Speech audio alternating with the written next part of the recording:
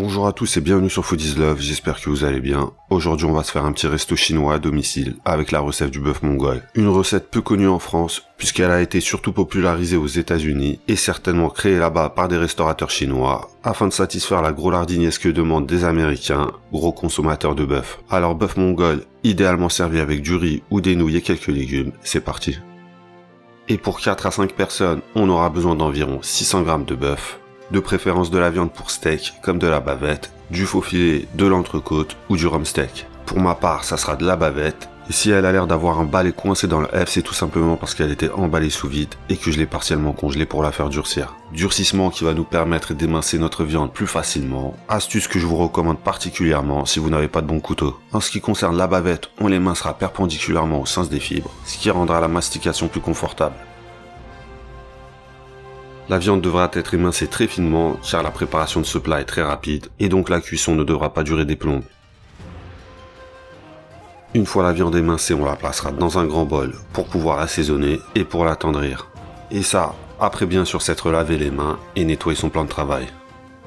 Il est vrai qu'avec des tranches aussi fines, on peut se demander s'il n'y a pas un risque de surcuisson et de se retrouver avec du caoutchouc dans son assiette, mais pas du tout, et bien au contraire grâce à la fécule de maïs. On va en mélanger une quarantaine de grammes avec la viande, qu'on assaisonnera aussi avec un quart de cuillère à café de poivre de Sichuan moulu. Pour l'assaisonnement, rien d'autre et surtout pas de sel. Maintenant, vous mélangez la viande avec sa propre humidité et la fécule de maïs, ainsi que le poivre de Sichuan. Lorsqu'on émince la viande finement comme ça, on n'a pas besoin d'ajouter des sauces pour faire mariner la viande. La sauce qu'on utilisera pour la cuisson suffira amplement pour parfumer la viande.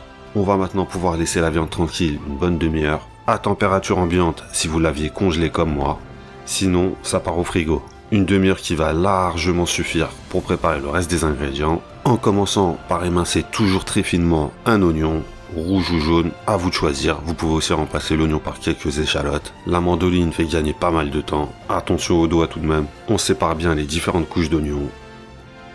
On réserve avant d'hacher 10 g de gingembre. Comme vous pouvez le constater, la peau du gingembre est comestible, mais je vous conseillerais tout de même de l'éplucher si celui-ci n'est pas bio.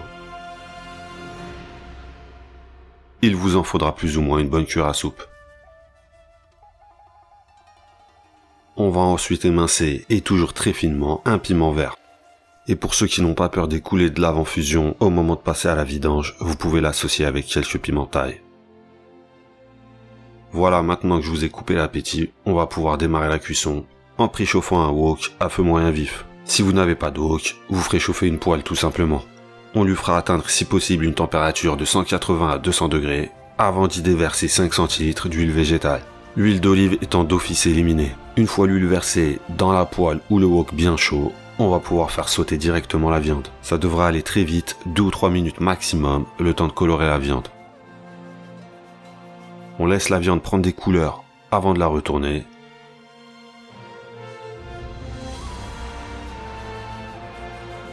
On fait ça 2 ou 3 fois et ensuite on l'évacue.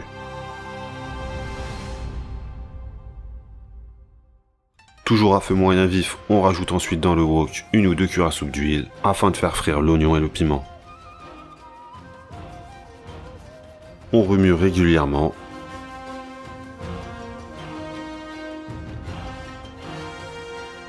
Et dès que les oignons ou les échalotes commenceront à dorer, on pourra ajouter le gingembre. Une fois qu'on aura ajouté le gingembre, on passera sur un feu moyen, voire feu doux moyen.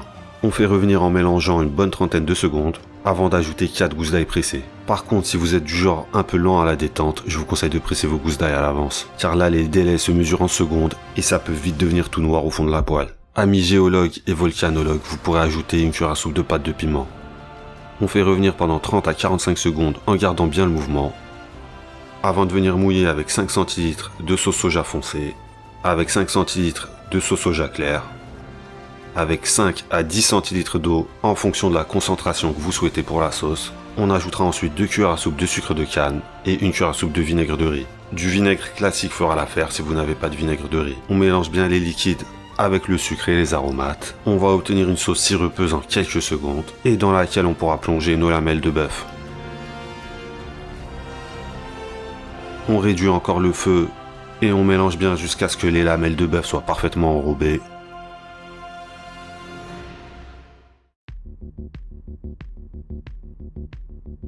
On laisse mijoter une bonne minute à feu doux avant de couper le feu. On y ajoutera un dernier arôme avec quelques feuilles de basilic thaï.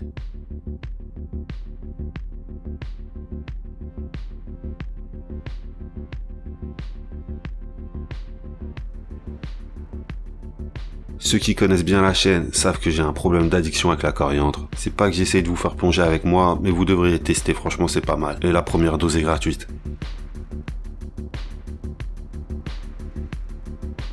Maintenant la vidéo du bœuf mongol est terminée, j'espère qu'elle vous a plu. Je compte sur vos nombreuses réactions, partages, likes et commentaires. Vous pouvez aussi vous abonner si vous ne l'êtes pas encore.